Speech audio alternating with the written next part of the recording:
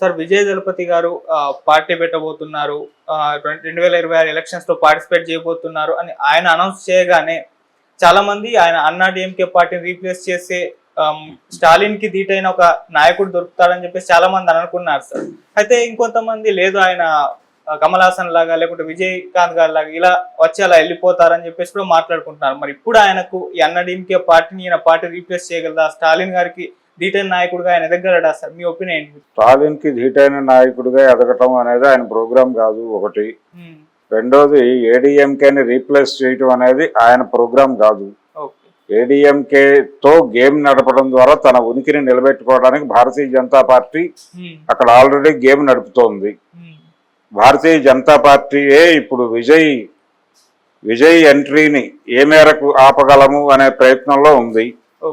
అందులో భాగంగానే వాళ్ళ సోషల్ మీడియా ప్లాట్ఫామ్స్ ఉన్నాయి. భారతీయ జనతా పార్టీకి చెందిన సోషల్ మీడియా ప్లాట్ఫామ్స్ మీద, పర్టికులర్ గా తమిళ సర్కిల్స్ ఎక్కువ ఉన్నటువంటి ప్లాట్ఫామ్స్ మీద విజయ్ పార్టీ సింబల్ మీద, అంటే ఆ పతాకం మీద ఉన్నటువంటి చిహ్నాల మీద, వాటి మీద జోకులు ప్రమోట్ చేయటం, రెడిక్యూల్ చేయటం అనే కార్యక్రమం మొదలైపోయింది. ట్రాల్ మొదలు పెట్టేశారు వాళ్ళు ఇమ్మీడియట్ గా. వాళ్ళకి తెలిసిన ఏకైక ప్రోగ్రాం అవతల వాడిని మనకి ఇబ్బంది అనుకుంటే వాడి మీద దాడి చేసి చంపేయటం. అందులో భాగంగా వాళ్ళు ఆల్రెడీ రంగంలోకి దిగారు. చాలా క్లియర్ గా ఉంది సినిమా. వాళ్ళు ఏడీఎంకే తాలూకా గందరగోళంలో ప్రవేశించి ఆ వ్యాక్యూమ్ లో లబ్ధి పొందాలి అనుకుంటున్నారు. అలాగనే ఆ పార్టీని తినేయాలని అనుకోవట్లేదు. వాళ్ళకి తెలుసు తమిళ సెంటిమెంట్ చాలా పెద్దది, అంత ఈజీగా భారతీయ జనతా పార్టీ వైపు వాళ్ళు టర్న్ అవరు అని తెలుసు. తన కంట్రోల్లో ఏడీఎంకే గ్రూప్స్ నడవాలి అనుకుంటున్నారు. రెండోది, జయలలిత గారు చనిపోయి ఇంతకాలం అయినా వాళ్ళకి జవసత్వాలు ఉన్నాయి అక్కడ. ఎందుకున్నాయంటే తమిళ ప్రజలకి ఆ బిలాంగింగ్నెస్ ఉంది కాబట్టి ఉన్నాయి. అది కూడా భారతీయ జనతా పార్టీకి తెలుసు. ఇప్పుడు ఆ ఏరియాలోకి విజయ్ ఎంటర్ అయితే ఇంకా గందరగోళం అవుతుంది పరిస్థితి. తనకి ఇబ్బంది పర్సనల్ గా. భారతీయ జనతా పార్టీ ఆ రెండు గ్రూపుల మధ్య ఆడుతున్న డ్రామాకి ఇది ఇబ్బంది అవుతుంది. అందుకని విజయ్ని కంట్రోల్ చేయటం అనేది వాళ్ళ ప్రోగ్రాం, స్టాలిన్ది కాదు. స్టాలిన్ ఉంటాడు, అయితే విజయ్ ఎమర్జీ కావాల్సినటువంటి అవసరం ఉంది. విజయ్ కమల్ హాసన్ లాగానో లేకపోతే రజనీకాంత్ పార్టీ పెడతాను నూరించి ఆఖరి నిమిషంలో హ్యాండ్ ఇచ్చి పారిపోయాడు. ఆయన పార్టీ పెట్టడానికి మ్యారథాన్ మేధోమథనాలు నడిపి ఆయన ఫ్రెండ్ సత్యనారాయణ గారు రజనీకాంత్ అభిమాన సంఘాలతో కొన్ని వందల సమావేశాలు నిర్వహించి పెట్టచ్చు, ఏం పర్వాలేదు అని చెప్పి ఒక నివేదిక ఇచ్చిన తర్వాత డేట్ అనౌన్స్ చేసి ఆఖరి నిమిషంలో వెనక్కి మళ్ళాడు ఆయన. కమల్ హాసన్ పార్టీ పెట్టినప్పటికీ ఆయనకున్నటువంటి ఇబ్బందులు రీత్యా ఆయన దాన్ని రన్ చేయలేని కండిషన్లోకి వెళ్ళిపోయాడు. ఇప్పుడు విజయ్ అలా అనుకోవడం లేదు. విజయ్ నిర్మాణాత్మకంగానే వెళదాం అనుకుంటున్నాడు. ఒక రకంగా ఇంకొక ప్రచారం కూడా జరుగుతోంది తెలుగు రాజకీయాల్లో. ఇది అంటే రీమేక్ సినిమాలు, పవన్ కళ్యాణ్ సినిమాలు అక్కడ రీమేక్ చేయటం, విజయ్ సినిమాలు ఇక్కడ రీమేక్ చేయటం అనేది గతంలో జరిగేది. కాబట్టి జనసేనకి రీమేక్ సినిమా తీస్తున్నాడు విజయ్ అని ఒక ట్రోల్ మొదలుపెట్టారు ఇక్కడ. సరే, రీమేక్ సినిమా చేస్తున్నాడా ఇంకొకటి చేస్తున్నాడా అనేది పక్కన పెడితే నష్టపోయేది ఎవరు? విజయ్ పార్టీ పెట్టడం ద్వారా. విజయకాంత్ లేడు ఇప్పుడు. విజయకాంత్ పార్టీ ప్రస్తుతం సుషుప్తావస్థలో ఉంది. కానీ దానికంటూ ఒక ఓట్ బ్యాంక్ సెక్యూర్ చేసుకోగలిగాడు ఆయన. ఇప్పుడు ఆ ఏరియాలో ఇది ఎమర్జ్ అవుతుందా విజయ్ పార్టీ? రెండోది, విజయ్ ఫ్యాన్స్ విజయకాంత్ ఫ్యాన్స్తో కంపేర్ చేస్తే ఇది పెద్దది.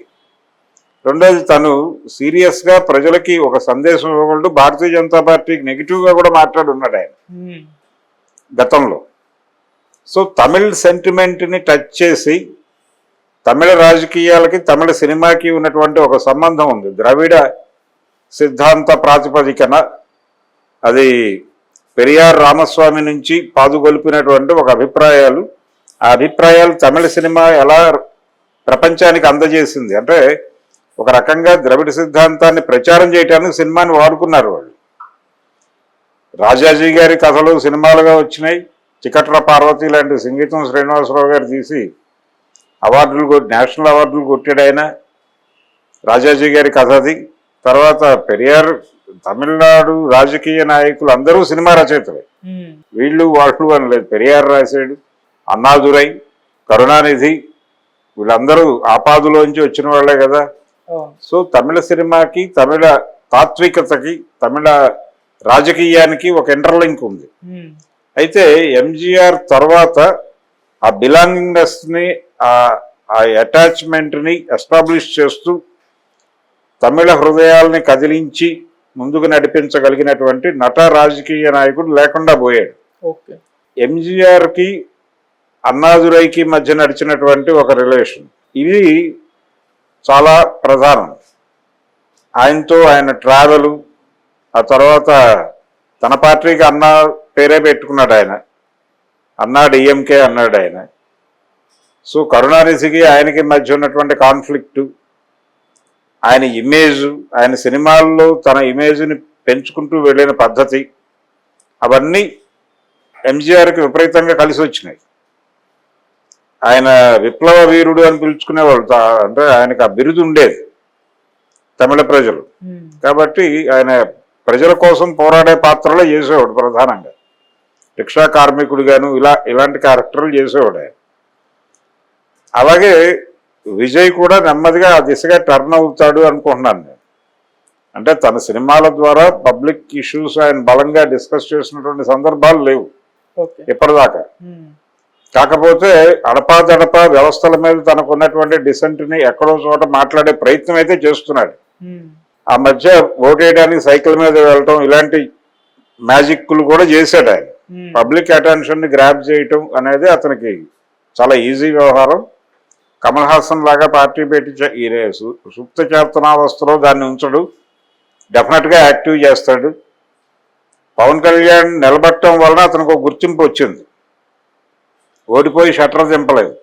సో అదే స్టైల్లో ఇతను కూడా ఒక స్టేబుల్ లీడర్ అనేటువంటి ఒపీనియన్ ప్రజలకి కలిగించే పరిస్థితిలోనే కనిపిస్తున్నాడు. ఇది భయపెడుతోంది వాళ్ళని. అందుకని వ్యతిరేకమైన ట్రోలు, వ్యతిరేకమైన ప్రచారం విపరీతంగా చేస్తున్నారు విజయ్ మీద కేంద్రీకరించి.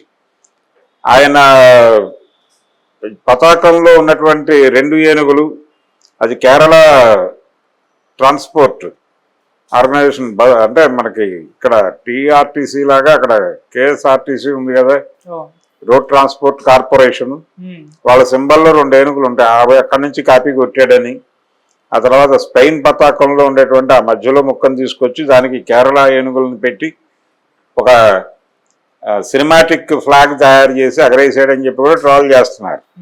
ఇలాంటి ట్రోల్స్ అన్నీ కూడా ఈయన చేసేది ఏమిటి, కమల్ హాసన్ చేసింది ఏమిటి, ఇతను చేసేది ఏమిటి అని ట్రోల్ చేస్తున్నారు. ఇలా ఈ మొత్తం వ్యవహారం వెనకాల ఇతను సీరియస్ పొలిటికల్ పార్టీని ఎమర్జ్ చేయబోతున్నాడు అనే భయం. ఆ రోజున ఎంజీఆర్ అలాగైతే తమిళ అంటే తన అభిమానులని, ఓటర్లని అందరినీ కన్సాలిడేట్ చేసుకుని తన వెనక నడిపించాడు, అలా నడిపించగలిగినటువంటి సమర్థత ఉన్నటువంటి, ఓపిక ఉన్నటువంటి నాయకుడు విజయ్ అనేది కనుక ప్రూవ్ అయితే అతన్ని అడ్డుకోవటం ఇబ్బందిగా మారుతుంది. అతన్ని కంట్రోల్లోకి తీసుకోవడానికి మళ్ళీ ఏదో డ్రామా నడపాలి. కాబట్టి అసలు ప్రవేశమే ఆపితే ఎలా ఉంటుంది అన్న మూడ్లో వాళ్ళు ఉన్నారంటే ఇతని మీద కొంచెం సీరియస్గా ఫోకస్ ఉంది ఆ పార్టీ మీద. అందుకని ఆషామాషిగా ఉండదు ఆ పార్టీ, ఆషామాషిగా ఉండదు, కొంచెం సీరియస్ ఇంపాక్టే ఉంటుంది. అతను నిలబడతాడా చివరి వరకు, లేకపోతే వెళ్ళిపోయి ఎవరితోనైనా లాలూచి పడతాడా, అవన్నీ వేరే గొడవ. ఎంజి రామచంద్రన్ కాంగ్రెస్తో ఎక్కువ టైఅప్ అయి ఉండేవాడు అనేది కూడా ఆయన మీద ఒక విమర్శ ఉండేది. ఎన్టీఆర్ గారు మొదటి మహానాడుకు పిలిచి ఫెడరల్ ఫ్రంట్ పెట్టాలి అని మాట్లాడినప్పుడు వీళ్ళందరినీ పిలిచి కాంగ్రెసేతర రాష్ట్రాల ముఖ్యమంత్రులు, కాంగ్రెసేతర ప్రభుత్వాలు ఉన్నటువంటి అన్ని రాష్ట్రాల ముఖ్యమంత్రుల్ని పెట్టి ఆయన ఒక కాన్ఫరెన్స్ పెట్టాడు ఎన్టీఆర్. ఫారూక్ అబ్దుల్లా కాశ్మీర్ నుంచి వచ్చాడు, ఎంజీఆర్ గారు తమిళనాడు నుంచి వచ్చాడు, రామకృష్ణ హెగ్డే గారు కర్ణాటక నుంచి, ఇలా అందరినీ పిలిచి చేస్తే ఎంజీఆర్ గారు మార్నింగ్ సెషన్కి ఉండి మధ్యాహ్నం సెషన్కి వెళ్ళిపోయాడు. ఆయన ఇదేదో కొంచెం తేడాగా ఉంది వ్యవహారం అని చెప్పి గమనించి గుర్తించి వెళ్ళిపోయాడు. అది ఇంకా తెలుగు ప్రజలు కానీ తమిళ ప్రజలు కానీ మర్చిపోలేదు. కాబట్టి ఈయన తర్వాత అలా అవుతాడా లేదా అనే విషయం పక్కన పెడితే ప్రస్తుతానికైతే భయం పుట్టించగలుగుతున్నాడు.